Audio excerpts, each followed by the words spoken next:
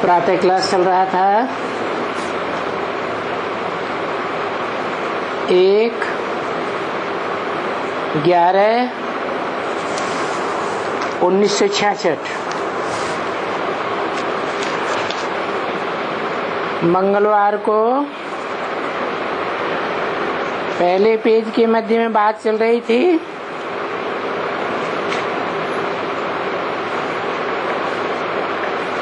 जिसको कहते हैं तुम माता पिता हम बालक तेरे,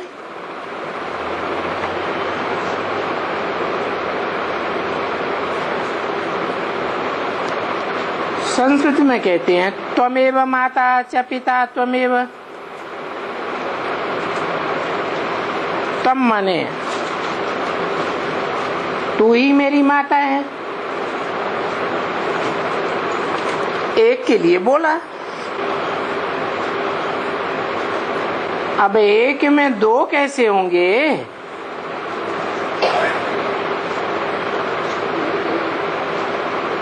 तो बताते हैं कि पर्सनालिटी तो एक ही है, परंतु उसमें पार्ट बजाने वाली दो आत्माएं हैं। एक आत्मा पुरुष स्वभाव की, पुरुष माने कठोर, और दूसरी आत्मा मातृत्व भाव वाले, जो बच्चे के प्रति कभी भी कठोर नहीं होती, सदा सहनशील।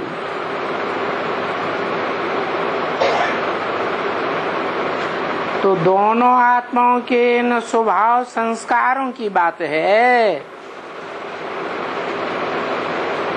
जो दोनों आत्माएं एक ही शरीर में प्रवेश करके पार्ट बजाती हैं,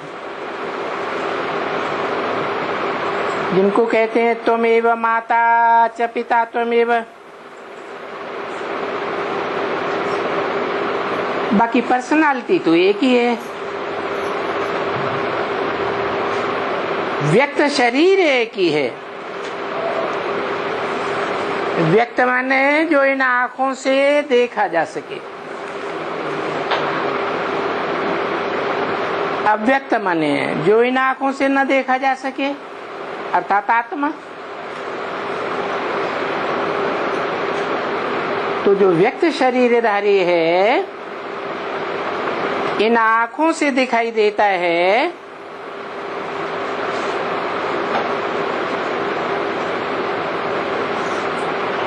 उसकी बात बताई।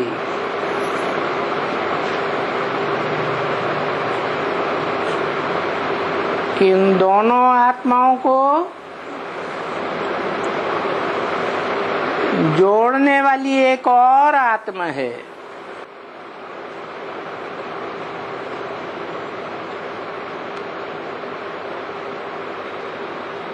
जैसे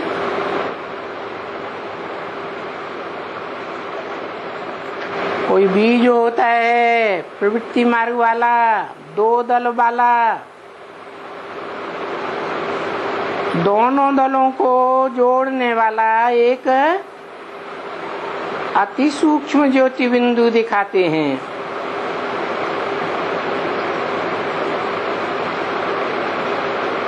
वही है शिव, जो इस षष्ठी वृक्ष के मूल बीज,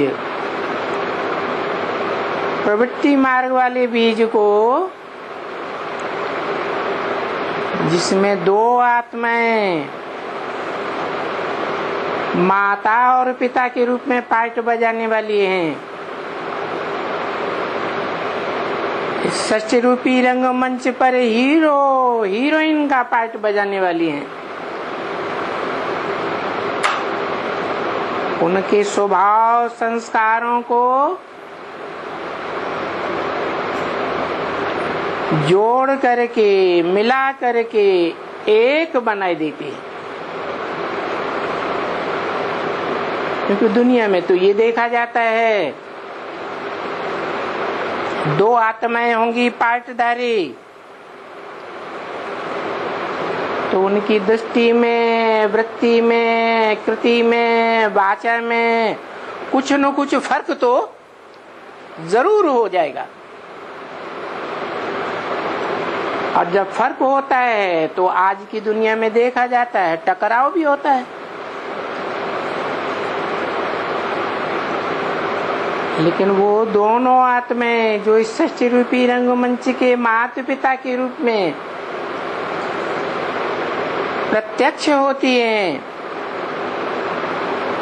उनके स्वभाव संस्कार मिलकर के एक हो जाते हैं।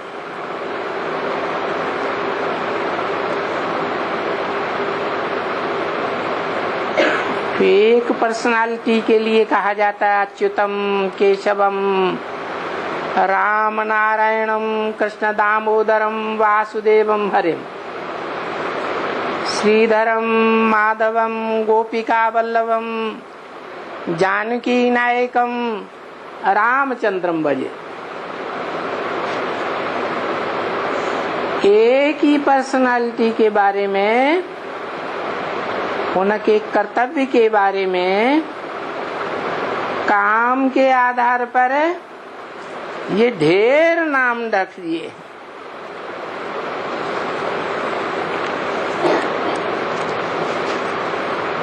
वो भक्त लोग तो गाते रहते हैं, कीर्तन करते रहते हैं, समझते कुछ भी नहीं। क्योंकि भक्ति मार्ग में अथाह गायन और अथाह स्तुतियां हैं। यहाँ तो बाबा है और उनका वर्षा मिलता है।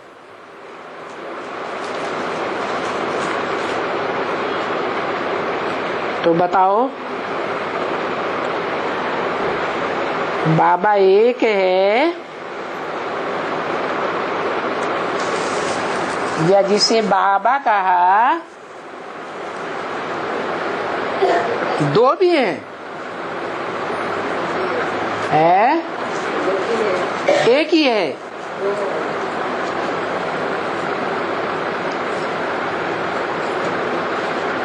पूरी तरह हम बुलाते हैं तो कहते हैं शिव बाबा, अधूरे रूप में बुलाते हैं तो कहते हैं बाबा। और बाबा तो दुनिया में बहुत होते हैं।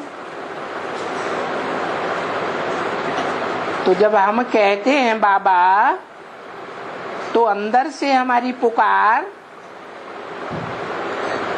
निवृत्ति मार्ग वाले बाबाओं की ओर है या प्रवृत्ति मार्ग वाले बाबा की ओर है? हैं? प्रवृत्ति मार्ग वाला बाबा है। निराकार और साकार की प्रवृत्ति है।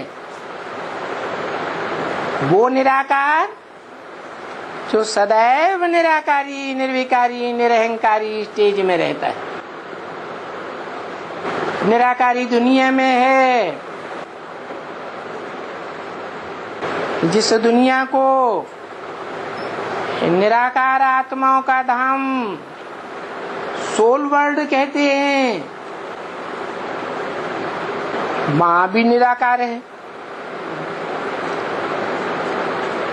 क्योंकि और जो आत्माएं हैं सोल वर्ल्ड में, वहां से जब इस सृष्टि रूपी रंगमंच पर पार्ट बजाने आती हैं तो निराकारी तो नहीं रहती। निराकारी से साकारी हो जाती है। और वो एक आत्मा है जो निराकारी धाम में भी निराकार है और इस साकार सृष्टि पर आती है तो भी निराकारी ही रहती है। साकारी स्टेज धारण नहीं करती है, क्योंकि वो सर्व आत्माओं का पिता है। पिता को बीज कहा जाता है। बीज में तो सबसे जास्ती ताकत होती है। तो वो जितनी भी मनुष्य आत्माएं हैं इस रंगमंच पर, पार्टधारी आत्माएं, उनके बीच में इस सृष्टि पर जब वो आती है तो एकमात्र वो ही तुरीय आत्मा है जो निराकारी, निर्विकारी, निरहंकारी है। बाकी जो भी है वो सदाकाल की निराकारी नहीं हो सकती।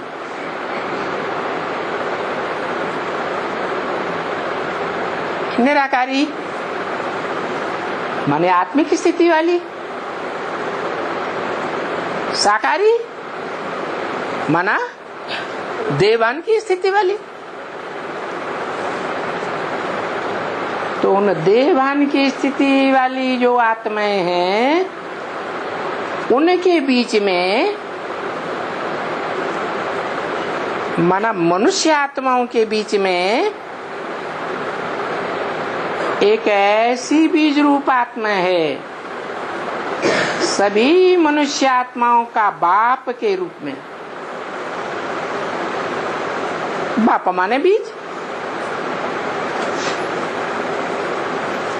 ऐसा शक्तिशाली बीज जो ऐसा पार्ट बजाता है रंगमंच पर कि संसार में एक टाइम ऐसा आता है वो हीरो पार्टधारी के रूप में डिक्लेयर हो जाता है।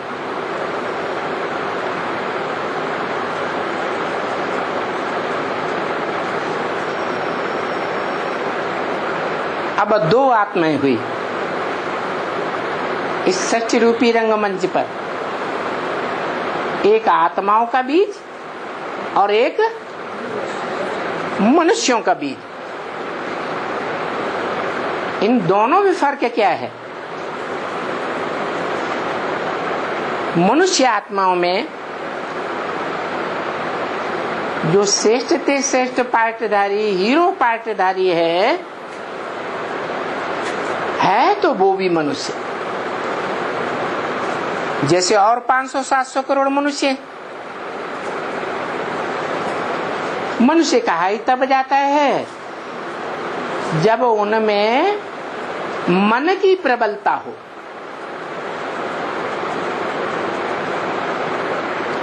शब्द का अर्थ भी ऐसा ही है, मननात् मनुष्य। मनुष्य किस लिए कहा जाता है?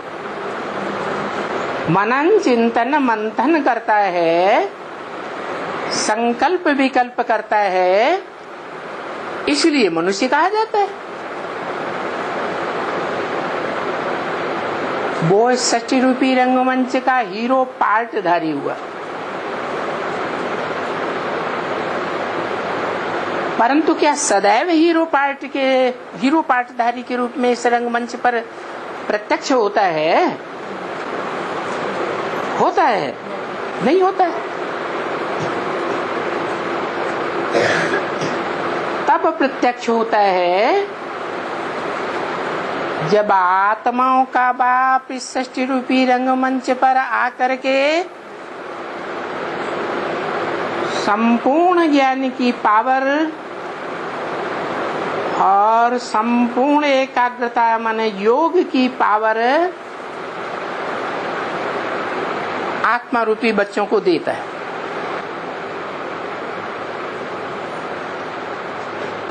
बच्चे सब पात्रधारी।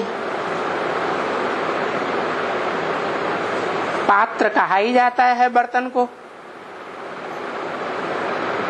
माने सभी बच्चों का बुद्धि रूपी बर्तन जो है, कोई का नंबरवार छोटा, कोई का नंबरवार बड़ा। तो जो बड़ा बर्तन है उसमें ज्ञान भी ज्यादा समाएगा और योग की पावर भी ज्यादा समाएगी। ज्यादा समाने का कारण क्या है?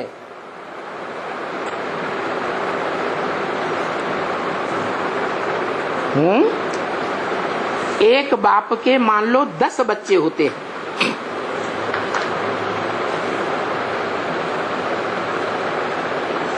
कौन सा बच्चा ज्यादा पावरफुल होता है? बड़ा बच्चा ज्यादा पावरफुल होता है। क्यों है? हाँ, लंबे समय की प्योरिटी के बाद वो बच्चे की पैदाइश होती है। उसके बाद जो बच्चे पैदा होंगे वो थोड़ी थोड़ी प्योरिटी की पावर लेते हैं माता पिता से। ऐसे ही है, जो आत्माओं का बाप है, जिसे सदैव पुरुष ही कहा जाए। पुरु माने शरीर रूपी पुरी और श माने शेते, आराम करे। इस सच रूपी रंगमंच पर वो आत्माओं का बाप जब आता है तो कोई मुकर्रर शरीर रूपी रथ में प्रवेश करके मौज में सदा रहता है या परेशान भी होता है? सदैव मौज में रहता है। शरीर रूपी पुरी में शेते शयन करता है। वो कौन है? शिव है। ये नियम है, जो जैसा होगा संग के रंग से दूसरों को भी वैसा ही बनावेगा। वो सदैव इस सृष्टि रूपी रंगमंच पर जब आता है तो मौज ही मौज में रहता है। एक सेकंड भी कभी परेशान होता है? परेशान का मतलब ये है पर की शान में रहने वाला। आत्मा को कहेंगे स्व, और 5 तत्वों के बने इस शरीर को क्या कहेंगे? पर। तो पर जिसे कहा जाता है पराया, जो अपना नहीं है। ये शरीर है, आज हम समझते हैं मेरा शरीर। क्या पक्का है भविष्य में सदा काल ये मेरा रहेगा? है? नहीं रहेगा। तो पर है या स्व है? ये पराया है। ये 5 तत्वों का बना हुआ शरीर भी पराया है। फिर अपना क्या है? इस शरीर रूपी पुरी में पार्ट बजाने वाली जो आत्मा है, पार्टधारी, जो बाप का बच्चा है, एकमात्र तुरीया बाप, आत्माओं का बाप, उसका बच्चा है। जैसा बाप होगा वैसा बच्चा होगा। बाप लंबा सांप की तरह तो बच्चा भी लंबाई। बाप चींटी की तरह तो बच्चा भी चींटी की तरह। बाप हाथी की तरह तो बच्चा भी डील वाला हाथी की तरह। अब यहाँ बाप की शिफ्ट है। कैसा है बाप? है ज्योति बिंदु तो है, वो तो उसका रूप है। विशेष गुण क्या है कि इस सृष्टि रूपी रंगमंच पर आकर के 5 तत्वों का चोला लेता है तो भी है उस शरीर के 5 तत्वों से कभी प्रभावित नहीं होता, सदैव मौज में रहता है। और हम बच्चों को भी यही सिखाता है, क्या है? तुम अपन को अगर आत्मा समझेंगे, देह नहीं समझेंगे, तो उसका रिजल्ट क्या होगा? तुम सदैव मौज में रहेंगे। नहीं तो कोई देह समझते हैं, किसी से थोड़ा गर्मा गर्मी हो गई, लड़ाई झगड़ा हो गया, धमका धमकी हो गई, तो डरते हैं अंदर से।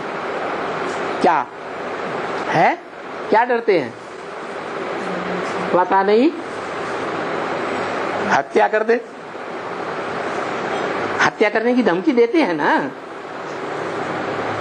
तो हत्या करने का जो भाव आता है और उस भाव से जो गमगीन होते हैं, उससे क्या साबित होता है? अपन को क्या समझते हैं? देह समझते हैं। अरे हत्या होगी तो देह की होगी कि आत्मा की हत्या होगी? देह जो है वो विनाशी है, आत्मा तो अविनाशी है। अगर इस स्थिति में स्थित रहे कि हम तो अविनाशी आत्मा है, तो हमें कोई प्रकार का भय होगा नहीं, हो सकता। तो जो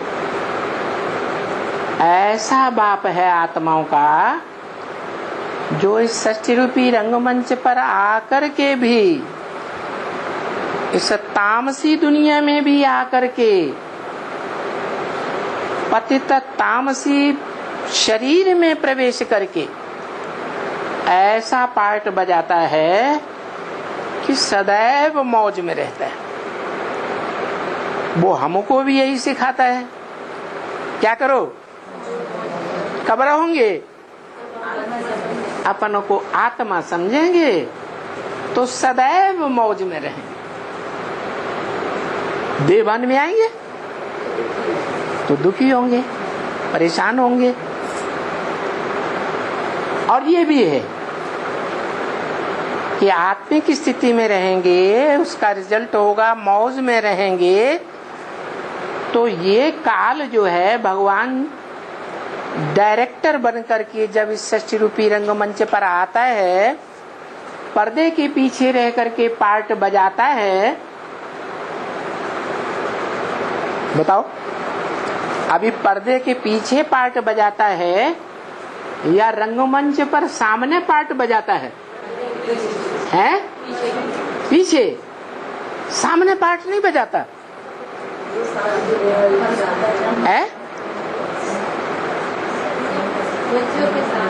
बच्चों के सामने है, दुनिया वालों के सामने नहीं है, हैं? और बच्चे जब अनिश्चय बुद्धि बनते हैं तब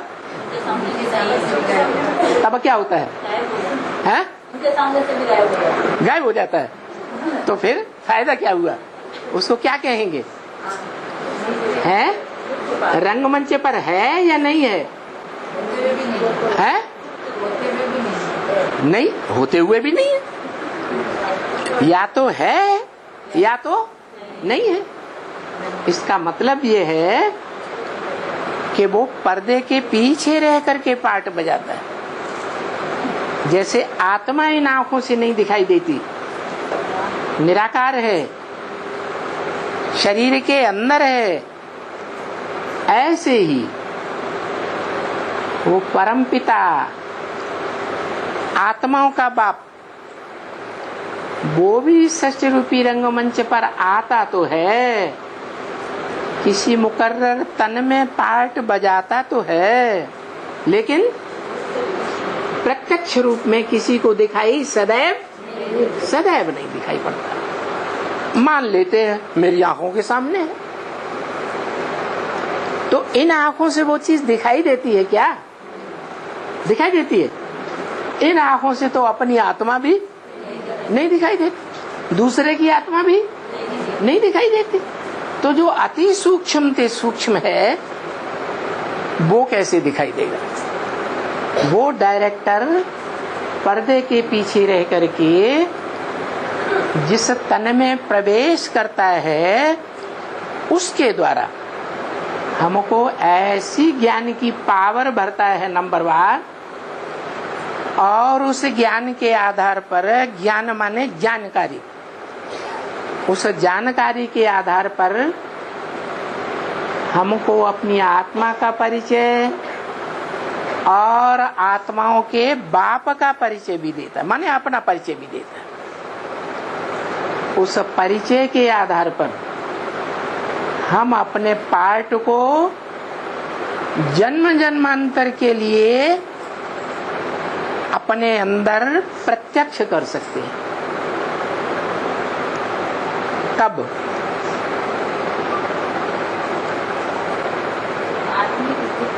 आत्मिक स्थिति में रहेगा। आत्मिक स्थिति, आत्मा को याद करना, ज्योति बिंदु को भ्रकुटी के मध्य में याद करना,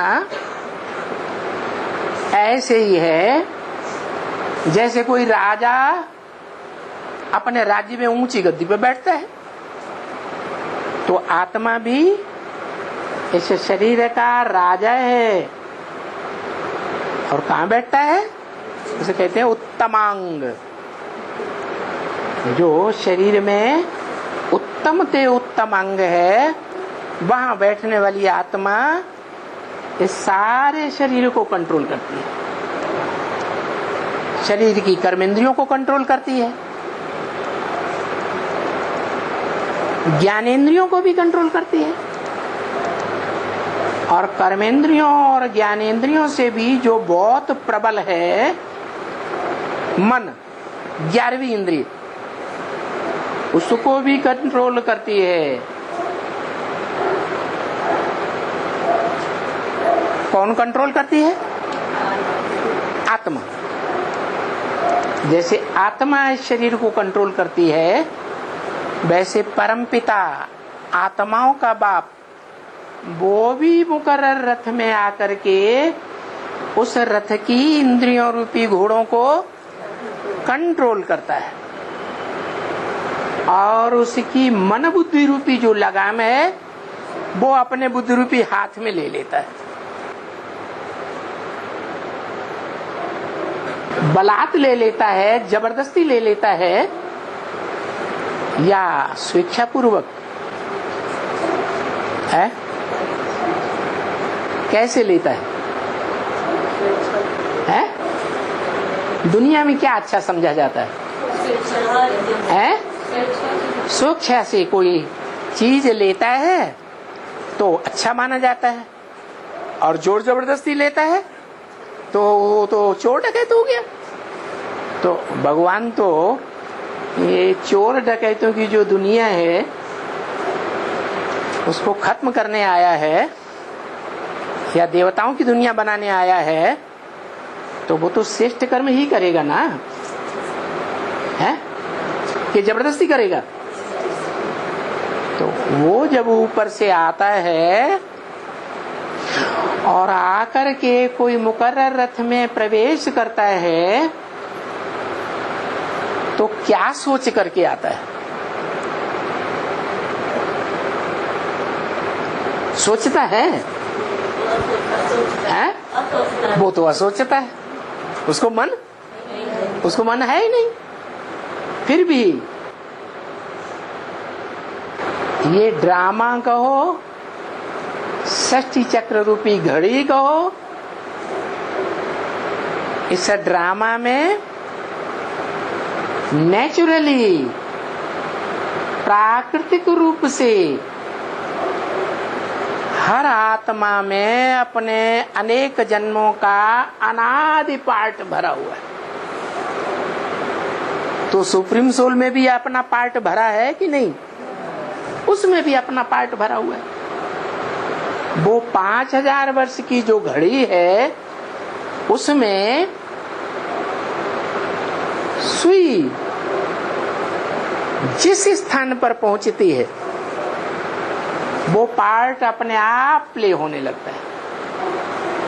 जैसे पहले ग्रामोफोन रिकॉर्ड होते थे बड़े बड़े, गोल गोल, उन पे सुई रखते थे, तो वो सुई जहां जहां पहुंचेगी वो ही गीत बजेगा, दूसरा गीत नहीं बज सकता। ऐसे ही ये 5,000 वर्ष के ड्रामा की घड़ी जो है, इसमें समय की सुई आगे बढ़ती रहती है, और उस समय पर जिन जिन पार्टधारियों को जहां जहां जैसे जैसे पार्ट बजाना है वो पार्ट ऑटोमेटिकली बजने लगता है। तो जो सुप्रीम सोल है वो भी तो आत्मा है, उसमें भी पार्ट है या नहीं है? उसमें भी पार्ट है। तो जब समय की सुई पहुंचती है तो वो आत्मा स्वतः ही इस रंगमंच पर आ जाती है, आती तो है, अब जाए कहां है? जाने के लिए सोचना नहीं पड़ेगा, कहां जाए, किस में जाए, उसको अपना शरीर तो है नहीं, वो तो जन्म मरण के चक्र से न्यारी आत्मा है। तो साबित होता है कि जो जन्म मरण के चक्र से न्यारी आत्मा है वो त्रिकालदर्शी होगी या नहीं होगी? है? त्रिकालदर्शी होती है। त्रिकालदर्शी होने के कारण और रंगमंच पर आते ही बुद्धि में बात आ जाती है, क्या कि मुझे कहाँ जाना है, किस देश में जाना है और किस व्यक्ति विशेष में पार्ट बजाना है। ये ऑटोमेटिक बुद्धि में आएगा कि नहीं आएगा? आएगा। तो जो आता है कि उस व्यक्ति विशेष में जाना है, तो उस व्यक्ति विशेष की कोई खासियत होनी चाहिए या नहीं? 500-700 करोड़ व्यक्ति विशेष व्यक्त है, मनुष्य आत्माएं हैं, वहीं क्यों पहुंची? 500-700 करोड़ मनुष्य आत्माओं का सबका अपना अपना पूर्व जन्म का या इस जन्म का हिसाब किताब होता है। हिसाब किताब के अनुसार ही तो मेल होता है, कि बिना हिसाब किताब के मेल हो जाता है? हिसाब किताब से मेल होता है। तो उस सुप्रीम सोल का हिसाब किताब होगा या नहीं होगा? है? होगा। क्या हिसाब किताब होगा? है? अरे वो इस सच्ची रूपी रंगमंच पर आता है, तो जब आता है तो बड़े से बड़ा संबंध जोड़ता होगा या छोटे से छोटा संबंध जोड़ता होगा? कोई भी पुरुष होता है,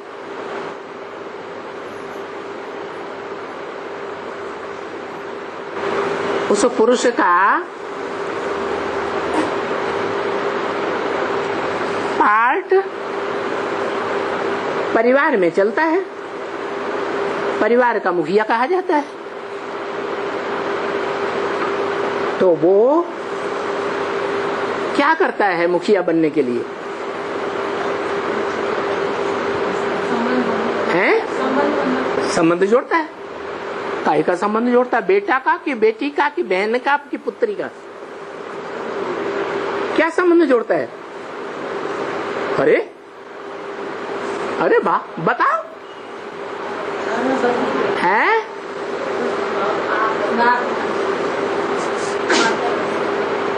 बाप तो तब कहा जाएगा जब बच्चा पैदा करे। हाँ, पहले पहले तो मासूका बनाता है। क्या बनाता है? मासूका बनाता है। क्योंकि एक होता है मासूक, जिसे आशिक कहा जाता है, क्या कहते हैं उसे? आशिक। और वो आशिक जिसके ऊपर आशिकाना में आता है वो हुई माशूक। तो दुनिया में क्या देखा जाता है? आशिक माशूक बनने के लिए जो जो एक्ट करते हैं, एक्ट तो मनुष्य भी करते हैं और पशु पक्षी कीड़े मकोड़े सब एक्ट करते हैं। तो जो एक्ट करते हैं संबंध जोड़ने के लिए पत्नी के रूप में, उन दोनों के बीच में पहल कौन करता है? आशिक। पुरुष हुआ या स्त्री हुई? पुरुष रूप में हुआ। गीता में भी ऐसे ही लिखा है, मम वर्तमान वर्तन्ते मनुष्या पार्थ सर्वस्य। हे अर्जुन, इस दुनिया में जितने भी पुरुष हैं वो सब मेरे पार्ट का अनुगमन करते हैं। मैंने जैसे जैसे पार्ट बजाया वैसे ही सब पार्ट बजाते हैं। तो वो भगवान इस सृष्टि पर आते ही क्या बन जाता है? आशिक बन जाता है। फिर माशूक किसको बनाता है?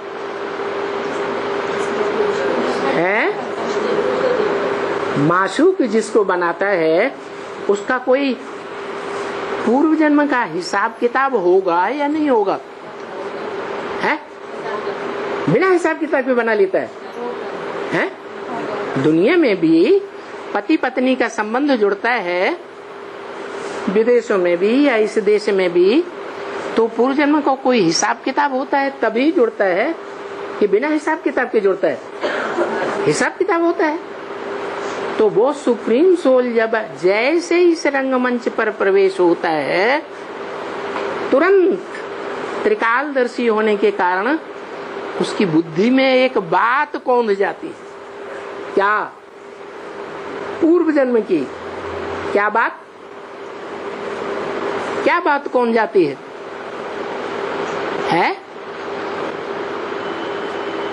जिसके आधार पर उसी मुकर्रर रथ को कैच करता है, पकड़ता है।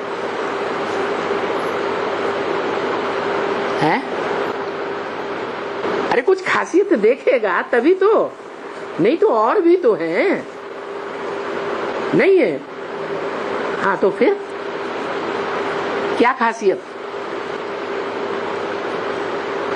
अरे कोई खासियत नहीं।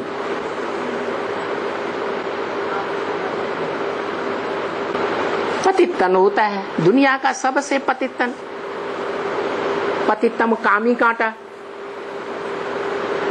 दुनिया ही पतित है। तो ये तो अवगुण हो गया।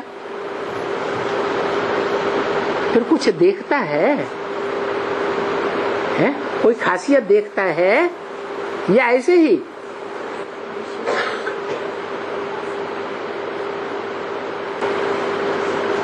कोई नहीं बताएगा। भविष्य के पार्ट को देखता है। ये हीरो पार्टधारी बनेगा। अरे पूर्व जन्म के हिसाब से हिसाब किताब बनता है या भविष्य के हिसाब से बनता है? तो पूर्व जन्म को जो याद करता है तो क्या बात उसे याद आती है?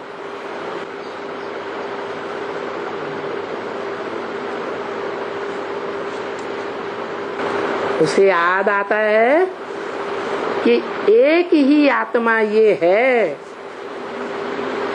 जो अंत तक मेरे साथ निभाने वाली है।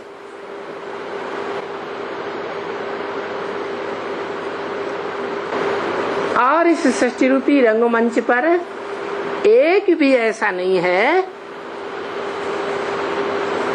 जो दूसरों से प्रभावित न हो जाए।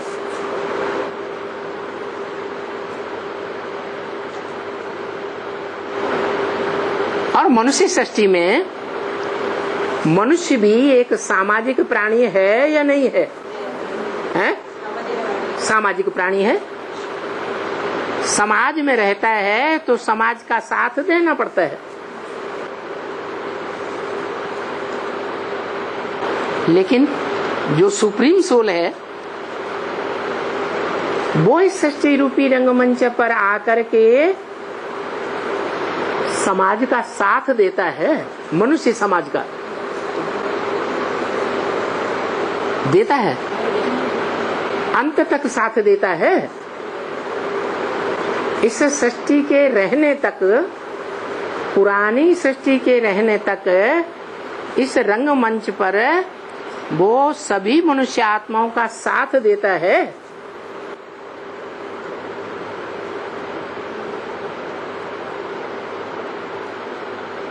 कि अपना काम पूरा करके चला जाता है? हैं? क्या काम पूरा करता है? जैसे ब्रह्मा के तन में आया, ज्ञान सुनाया और चला गया है। अंत तक साथ देता। 500-700 करोड़ का उसकी एक खासियत है। ये खासियत है कि और मनुष्य आत्माएं तो अपने संबंध को आज निभाती है, कल तोड़ देती है। लेकिन वो जिसके साथ संबंध जोड़ता है उनके साथ अंत तक संबंध निभाता है। और संबंध शरीर के आधार पर होते हैं कि बिना शरीर के होते हैं? शरीर के आधार पर होते हैं। शरीर की इंद्रियों के आधार पर संबंध बनते हैं। तो वो भी सृष्टि पर आकर के बच्चों के साथ संबंध जोड़ता है, सर्व संबंधी भी बनता है। लेकिन जिनका संबंधी बनता है प्रैक्टिकल में बनेगा या हवा में कहने के लिए? वो बिंदी हमारा बाप, हम बिंदी आत्मा, उसके बच्चे, बस ये बाप बच्चे का संबंध हो गया, बिंदी रूप में हो जाएगा? नहीं, संबंध तो साकार शरीर के द्वारा ही बनता है ना। तो देखो, वो जिस तन में आता है उस तन की एक शिफ्ट देखता है, खासियत तनधारी आत्मा की। क्या आत्मा की खासियत देखता है?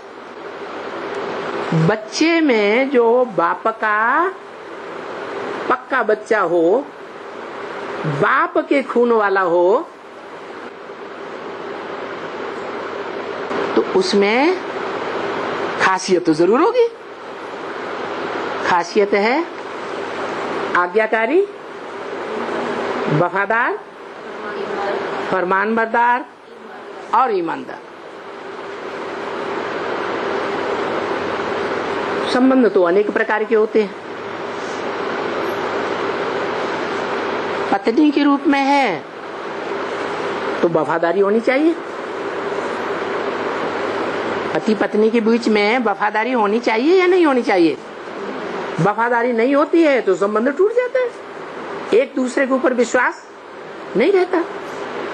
तो पति पत्नी के संबंध में वफादारी, बाप बच्चे के रूप में आज्ञाकारी और गुरु के रूप में फरमानबरदार।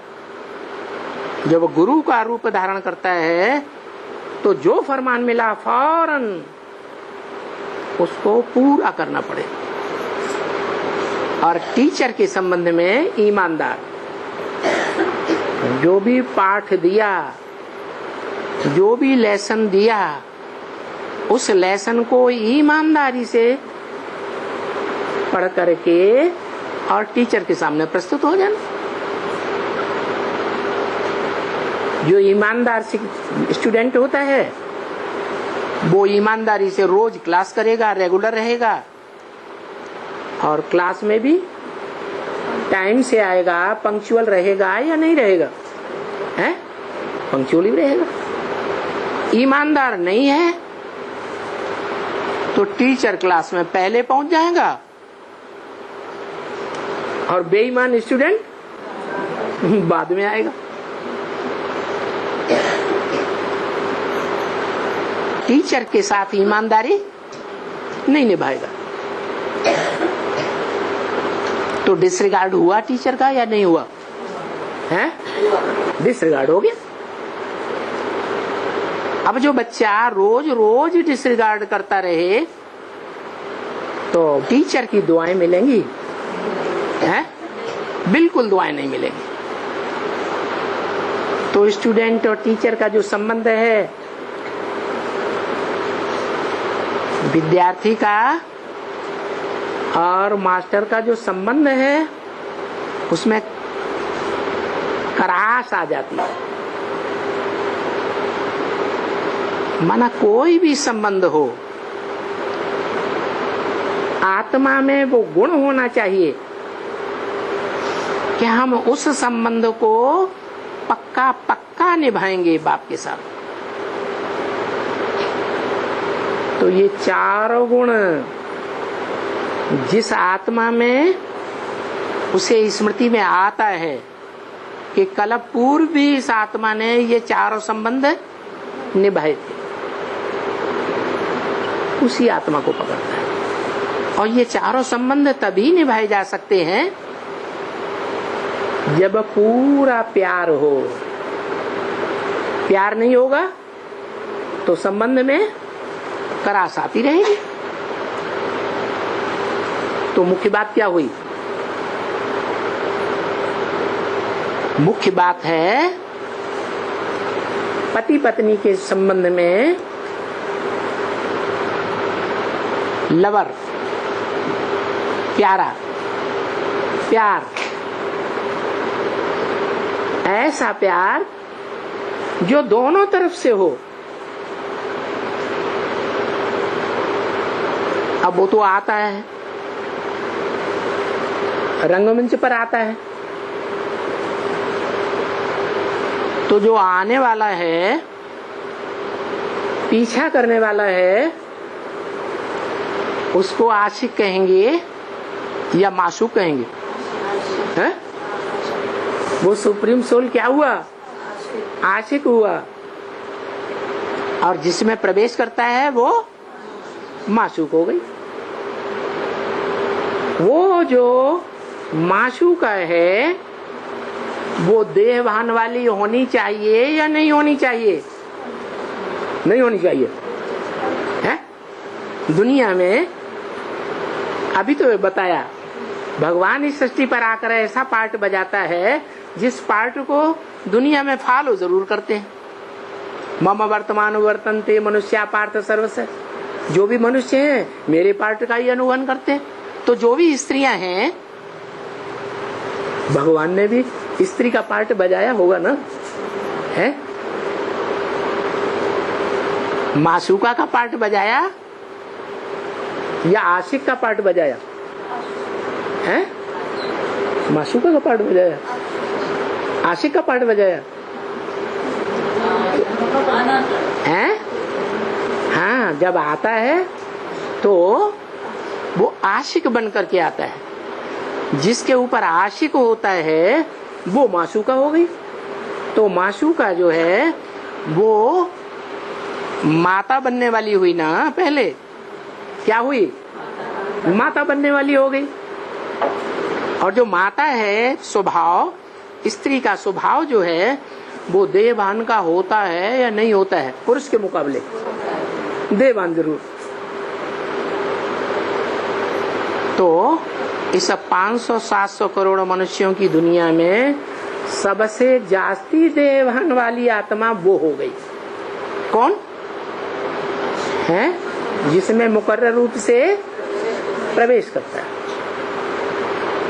वो सुप्रीम सोल जो आशिक बन के आया, वो समासूका में 5 तत्वों का जो संघात शरीर है, उस शरीर में लचीलापन होगा या नहीं होगा?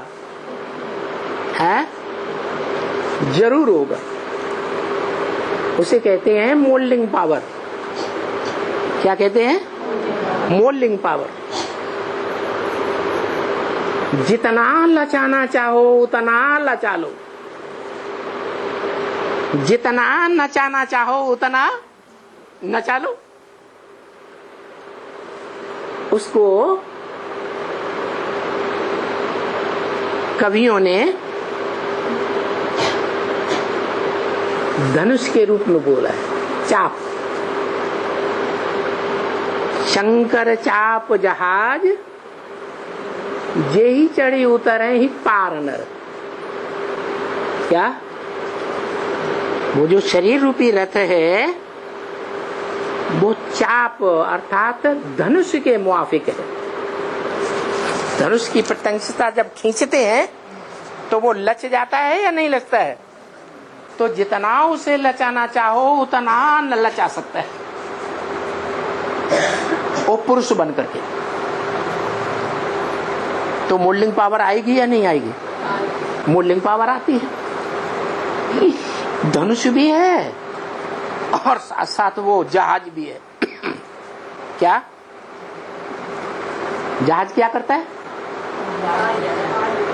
छोटे से छोटा जहाज होता है उसे कहते हैं नवैया, और बड़े से बड़ी नाव होती है तो उसे क्या कहते हैं? जहाज। सिखों में भी ऐसे ही बोला है, नानक चाप जहाज। क्या? जो नानक जिनको उन्होंने सदगुरु मान लिया है कि उनका शरीर रूपी जो रथ है वो जहाज के मुआफिक है। जो उस रथ का आधार लेंगे वो इस संसार सागर से पार जाए, ऐसे बोल दिया। इसको कहते हैं पुरुषार्थ रूपी धनुष। क्या? पुरुषार्थ रूपी धनुष। ये धनुष जो शास्त्रों में गाया हुआ है कि राम ने क्या किया है? अरे धनुष के बारे में राम ने क्या किया था? है? तोड़ दिया।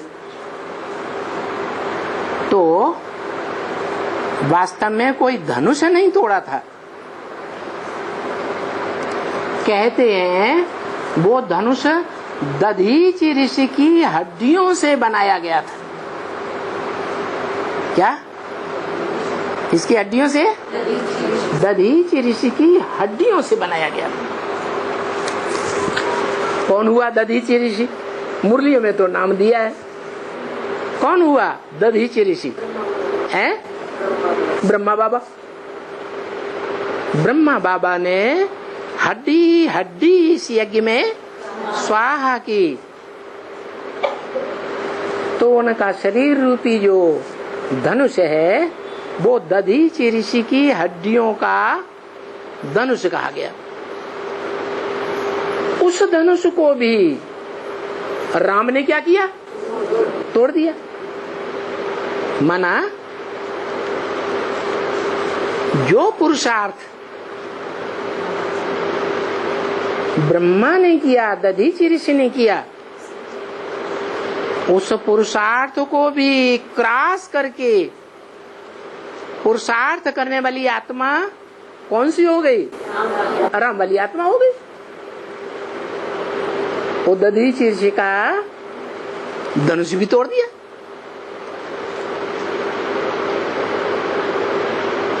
कहते हैं परशुराम जी आए, बड़े गुस्सा हुए। क्यों? उनको ये गुस्सा आया, अरे दुनिया की सर्वोपरि शक्ति शिव, शिव का वो धनुष किसी ने तोड़ डाला।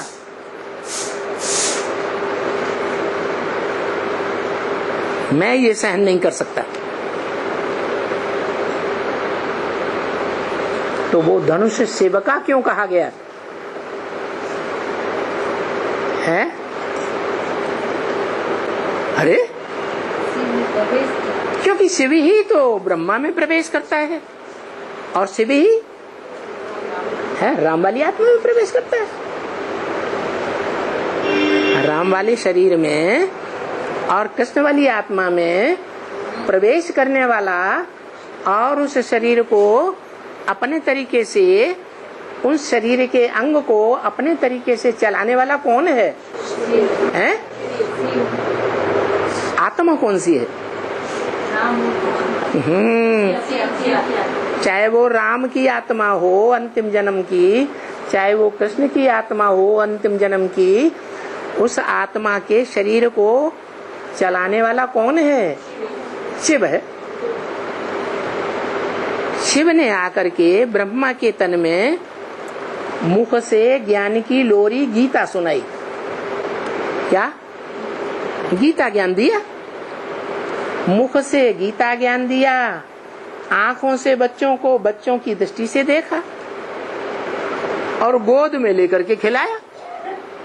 माँ क्या करेगी? है? माँ तो बच्चों को क्या करेगी?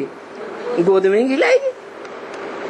तो ब्रह्मा ने बच्चों को गोद में खिलाया। क्या माँ ने, या कहें कि शिव की आत्मा ने उस ब्रह्मा के चोले के द्वारा जो पार्ट बजाया माँ का, वो सभी इंद्रियों के साथ बजाया?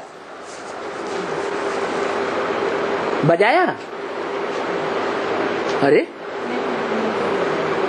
सभी इंद्रियों के साथ पार्ट बजाया या नहीं बजाया? या माँ के रूप में जिन इंद्रियों की जरूरत थी उनके द्वारा पार्ट बजाया? अरे सभी इंद्रियों से तो नहीं बजाया। माँ है तो माँ के रूप में ही पार्ट बजाती। तो ऐसा पार्ट कौन सा हुआ जो सभी इंद्रियों से संबंध जोड़ता है? क्योंकि मुरली में बोला है कि तन भी पूरा अर्पण करना पड़े। क्या? ऐसे नहीं कि हाथों से हम काम करेंगे ईश्वरीय यज्ञ का, पांव से हम जहां जहां सेवा होगी वहां जाएंगे, जहां जहां डायरेक्शन मिलेगा, कान से हम भगवान का ज्ञान ही सुनेंगे, ईश्वर का ज्ञान ही सुनेंगे, हमारे कान उसी काम के लिए सरेंडर है। आंख से हम उन्हीं को देखेंगे जो भगवान के बच्चे बनेंगे। क्या?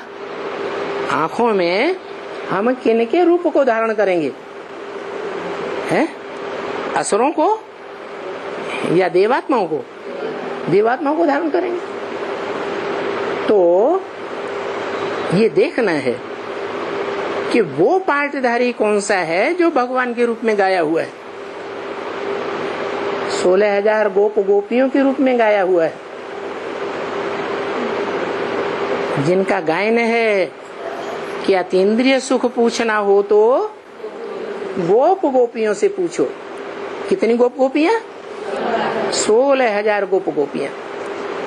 वो गोप गोपियां जो गुप्त पार्ट बजाती है। क्या? संसार जानता है? हैं? दुनिया में शादी होती है, मुरादी होती है, ढोल मजीरे बजाए जाते हैं, पत्रे फेंके जाते हैं, आओ शादी में। तो दुनिया जानती है कि नहीं जानती है? है? जानती है। आस पड़ोस के सब जानते हैं? नहीं जानते? जानते हैं। लेकिन बाप आकर के ऐसे संबंध जोड़ता है किनके साथ? जो ऐसा पार्ट बजाते हैं कि उस पार्ट के आधार पर, उस काम के आधार पर नाम पढ़ते हैं। क्या नाम पढ़ते हैं सामूहिक रूप में? गोप और गोपियां। तो जो गोप और गोपियां ऐसा पार्ट बजाने वाली हैं, अनेक प्रकार के संबंधों का पार्ट बजाती हैं, और वो संबंधों का पार्ट इंद्रियों से ही बजाया जाता है। इंद्रियों से बजाया जाता है इसलिए बोला कि अपन को अगर सरेंडर समझते हैं या सरेंडर हैं, तो सरेंडर होने वालों के लिए क्या जरूरी है? पूरा तन अर्पण करना पड़े। ऐसे नहीं कि ये नहीं हो सकता, वो नहीं हो सकता। तब बाप का कहना होता है, वो रहना देना होता है कि ये अच्छी रही भक्तों की बात कि तेरा सो मेरा सब कुछ, लेकिन मेरे को हाथ नहीं लगाना। वाह भाई, तेरा घर मेरा, तेरा सब कुछ मेरा। क्या वो तो विश्व का पिता है, सारी दुनिया का पति है, विश्व पति भी है, तो उसका सब कुछ तेरा। और वो जब संबंध जोड़ने की बात करे तो इनकार कर दे, तो क्या कहेंगे कि संपूर्ण अर्पण हुआ या नहीं हुआ है? नहीं अर्पण हुआ। तो बताया कि शरीर रूपी जो धनुष है इतना लचीला होना चाहिए, कितना लचीला कि जैसे वो चलाना चाहे वैसे चलाए, ऐसी मोल्डिंग पावर आ जाए। तो उसे चाप कहा गया है, धनुष कहा गया है, उसे जहाज भी कहा गया है।